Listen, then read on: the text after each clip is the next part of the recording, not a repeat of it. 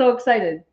So this is a very special day, and we are going to reveal the cover of Tana's brand new book, The Relentless Courage of a Scared Child.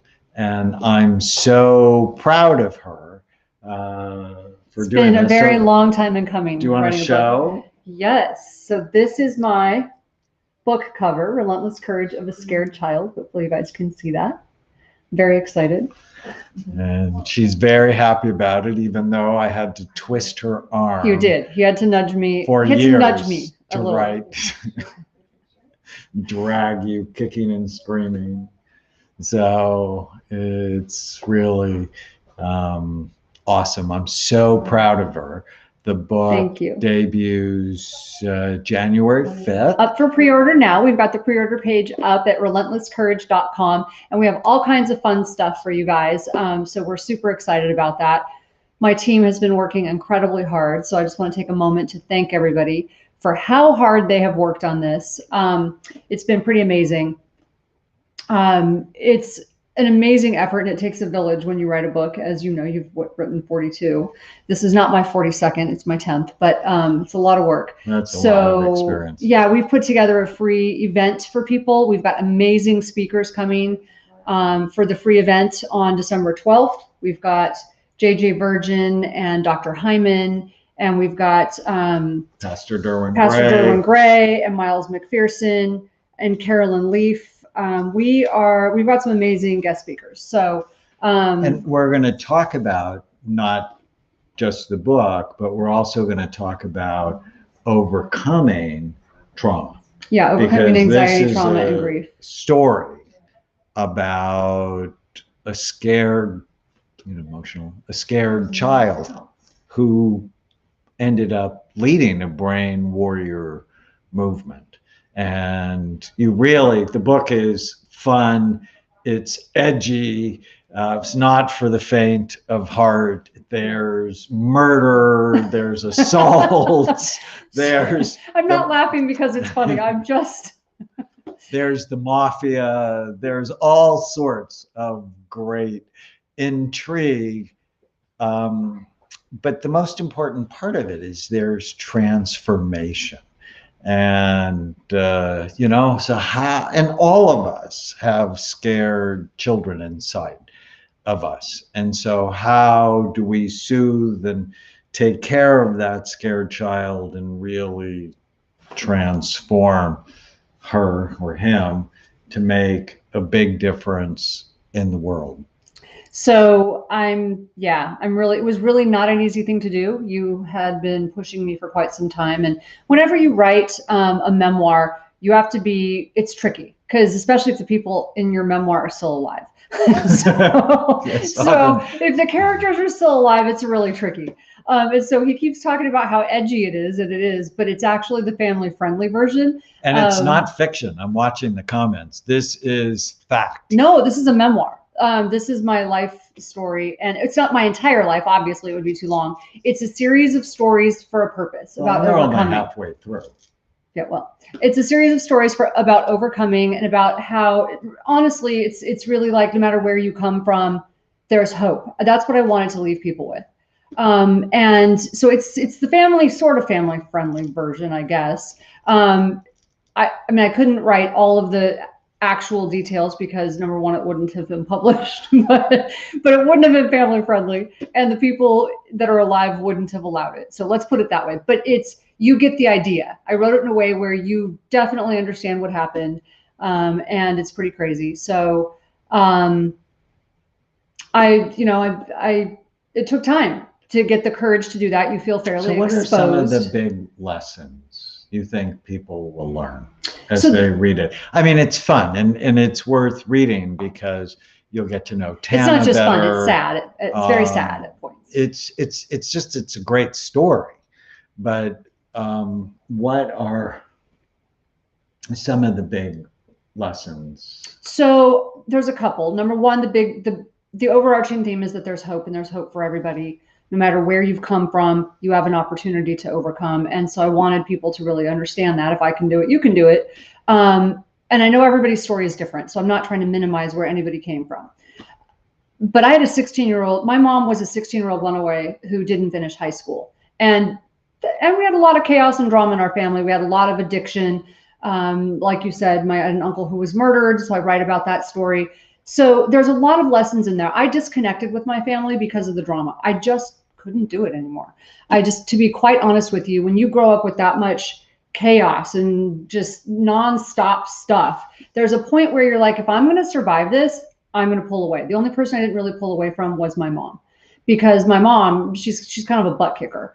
And so she wasn't perfect. It was hard. There was a lot of stuff that, obviously was very challenging, having a mom that had to work 3 jobs and left me alone a lot. I was a latchkey kid. But the fantastic part about it is, in pulling away from those people, it took a long time to realize that I was really building walls, building facades, and that it took me a while to realize, it took you actually. So, here's a note to everybody listening and watching right now. If you want to stay disconnected from people and you want to keep your walls up, don't marry a psychiatrist. That's my tip for the day. So he kept wanting to have everybody in my family come back into my life, and he wanted to see their brains and he wanted to fix them. And I'm like, no, you don't understand. This is like Jerry Springer material. We don't want to do this. Which is my day-to-day life at work. Yeah, but you do it for work. This was my life. There's a difference between doing it clinically and doing it personally. So, so the big lessons were, when I did finally reconnect with some of these people, I had no idea how much the healing would be for me. The help was for them. The healing was for me. I argued with God. One of the big themes. Yeah, I really argued with God. I didn't want to do it. I kept telling God he had the wrong person. You kept telling me God had the perfect person. And the big lesson over and over again was, the help was for them. The healing was for me. And I almost deprived myself of that healing. And so that was really important. And then another big lesson is that behavior is complicated. Easy to call people bad, much harder to ask why. So we almost called this book One Less Scared Child, which I like the current title a lot. It's, Relentless for a Scared Child. I love One Less Scared Child. And that's how you open the book. So I opened the book. The way that this all started was with an epiphany. So it started because, Jared said, hold on. He said, you're going to love my family. Yeah. So if you're like me, I think of myself as garden variety dysfunctional.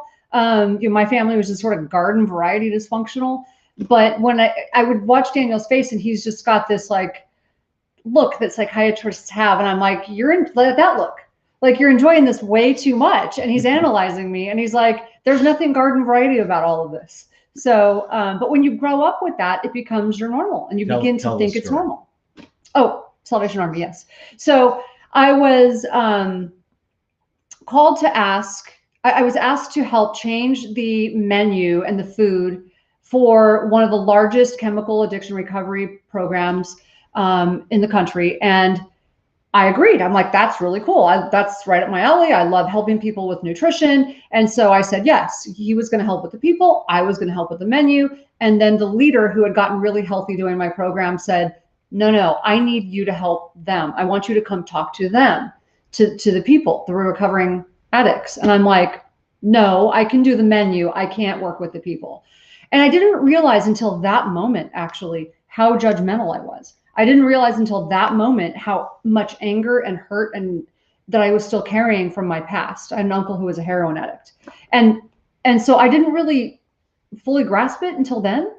And then all of a sudden, I'm on stage, because he keeps nudging me, pushing me, whatever you want to call it. And through a lot of prayer, I finally decided, okay, I'm going to go ahead and go through with this, even though I was uncomfortable. And so I'm on stage. I'm actually fairly resentful. I'm fairly judgmental. I'm standing on stage. And I realize, I'm judging them, they're judging me, and we have this amazing breakthrough moment. And I'm praying on stage that God will just help me somehow break through my own judgmental thoughts.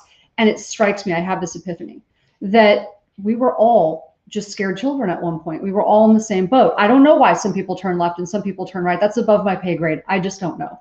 But what I do know is that at one point we were all in this same boat.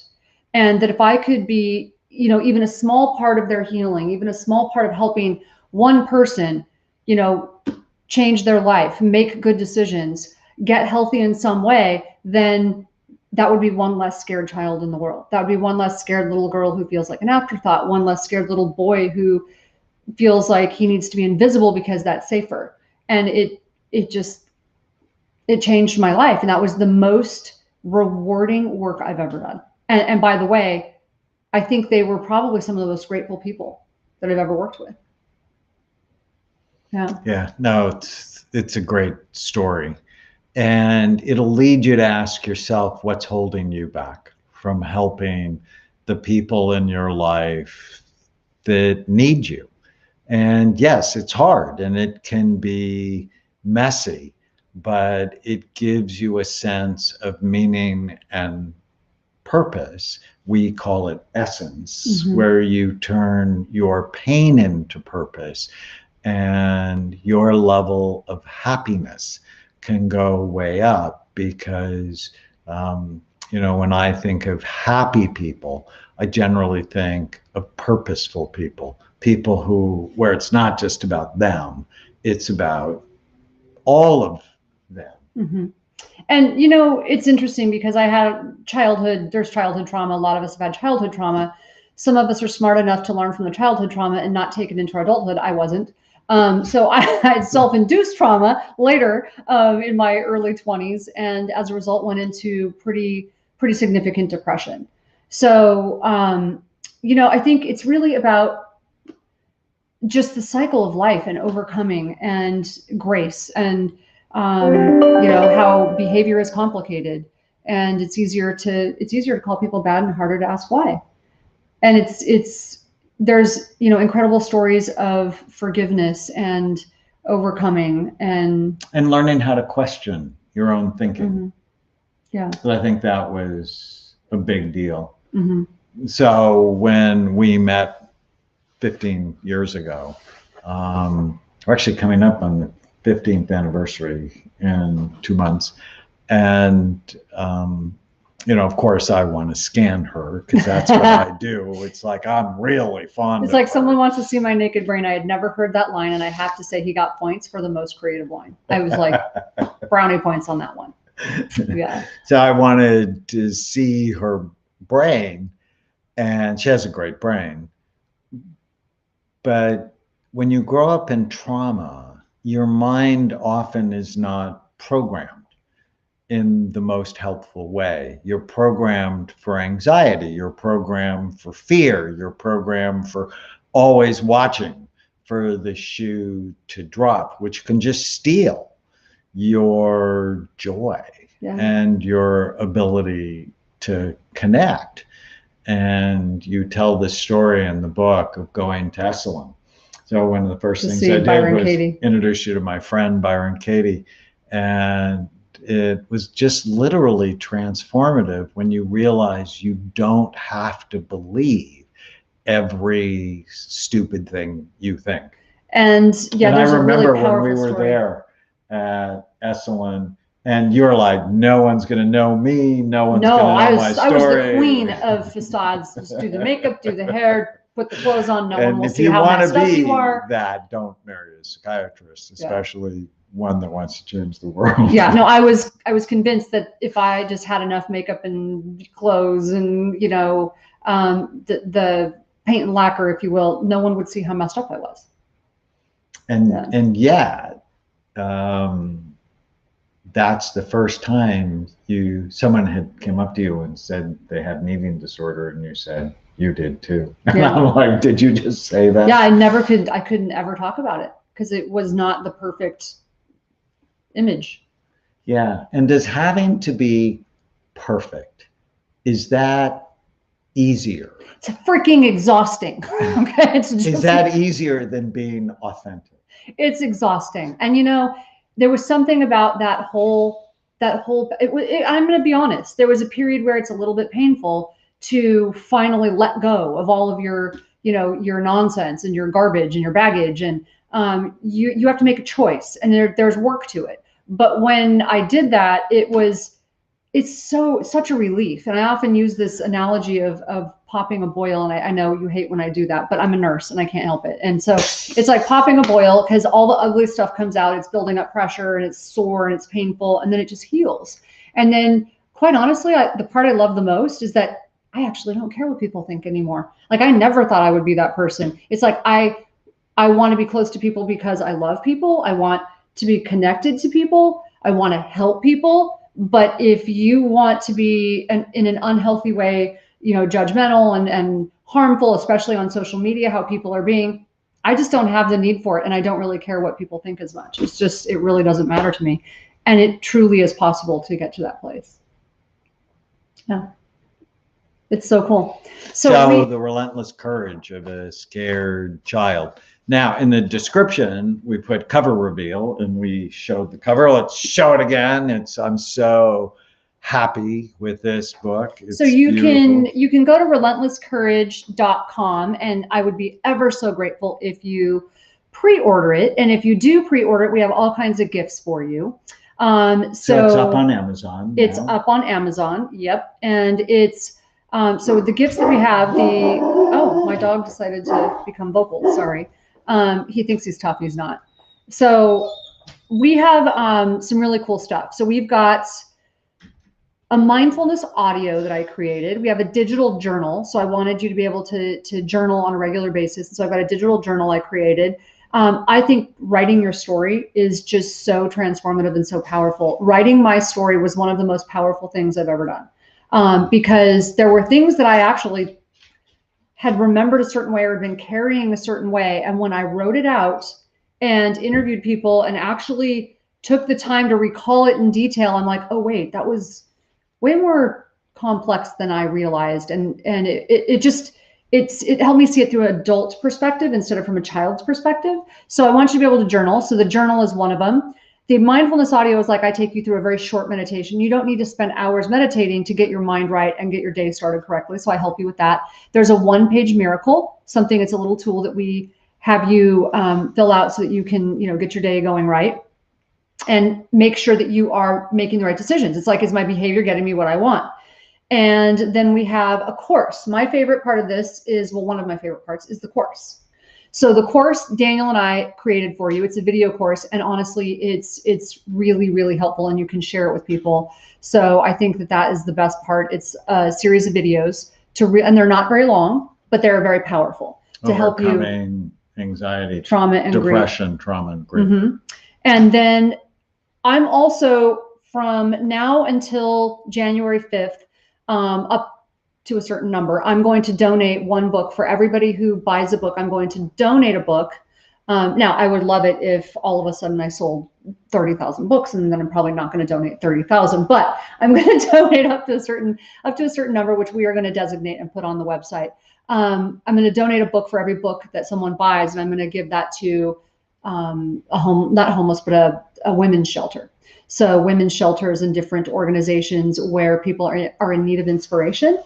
So if they go to relentlesscourage.com, you can learn all about the pre-order gifts, and then come to our event. Yeah, but before that, just to let you know, I'm also going to do one other thing. So I am going to give 10% of the proceeds to our foundation, and here's why. Because the one thing people keep writing to me about is, and I hear this all the time, is, well, yeah, you were able to do it because you had help. And that's true, actually. So I'm not going to deny that. I had help. And you helped my dad. There's a really cool story in there about my dad being diagnosed with Alzheimer's, but when you actually saw him, he didn't have Alzheimer's. So it's pretty miraculous. My sister, who suffered with addiction and some mental health challenges, we helped her. So I'm going to donate money to our foundation. We have a foundation where we actually will help people who are in need. So for every book purchased, that's part of my gift back to the community, is to be able to try to help people. And then we've got our event. So the event is free. It's on December 12th. And if you sign up for the free event, every person who attends, you do have to watch it to the end. But if you stay on the event until the end, we're going to have a way for you to be entered into a drawing for a free evaluation at Avon Clinics. Wow. Yeah, I know. I didn't probably tell you that, but I probably should have told you that. Who knew? Oh, yes. So Scan your brain, change your life. So if you know someone, that's the thing. Yeah. So if you're suffering or you know someone who's suffering, and right now, I really felt convicted. I didn't know COVID was going to happen when I wrote this book. I mean, I actually had finished it before COVID happened, but right now people seem to be struggling and suffering more than ever. Well, and depression tripled from March to October of this year. Depression went from 8%, which was already high, to 27% of the population. Now is the time to work on your brain and on your mind, and the relentless courage of a scared child. It just gives you a great roadmap with a little bit of terror. So if I could, I have to tell you, the part that surprised me about this is that the endorsements for the people who actually read the book. What surprised me is I really thought that it was going to be more geared toward women, just because I'm female. My best endorsements came from men. One of my favorites, you might have to read it because I have a hard time reading it every time I try. One of my favorite endorsements came from Pastor Derwin Gray. He's the lead pastor at Transformational Church in North Carolina. And he wrote, my friend Tana he also went through a lot of trauma, just by the way. So my friend Tana has done a brave thing. She opens up her life, a life the evil one thought he would destroy. As you read her story, you will see how Jesus heals and repurposes our hurt so we can become beautiful and powerful. This book is going to help a lot of people. And there are just so many great endorsements like that. And I have a couple from men who had gone through pretty abusive had lived in abusive homes that just gave me just powerful, powerful feedback. So this is not just for women. And if you have suffered or you know someone who has suffered, my inspiration for this was, if I could set my own pride aside, my own fear of being vulnerable, maybe it would inspire someone else to get well. And I had a woman come up to us when you were speaking, and she said, you were at the John Maxwell event, and she came up to me. You had this crowd of people around you, and she came up to me and she said, I'm so glad you're here. I was hoping you would be here. And I thought she meant us collectively or you. And so I said, oh yeah, Daniel's over there if you want to talk to him. She's like, no, you. She's like, I've been following you and I've been listening to everything you guys have out, and I read everything you write. And she's like, and I pray. And she starts crying. And she said, I've been praying that God would do for my life what he did for yours. That if you can do it, I can do it. And I was so shocked because I thought I haven't really told people very much. And so that was when I decided, maybe it's time. Maybe it's time to do this. So. Well, join us for the events at December 12th and go to relentlesscourage.com. We're so You can also go to tanaamon.com to sign. You'll find all the information for the event. Relentless Courage. It's also wherever books are sold. It's on Amazon, or you can just go to relentlesscourage.com. Great. Thanks, everybody. Thank you so much.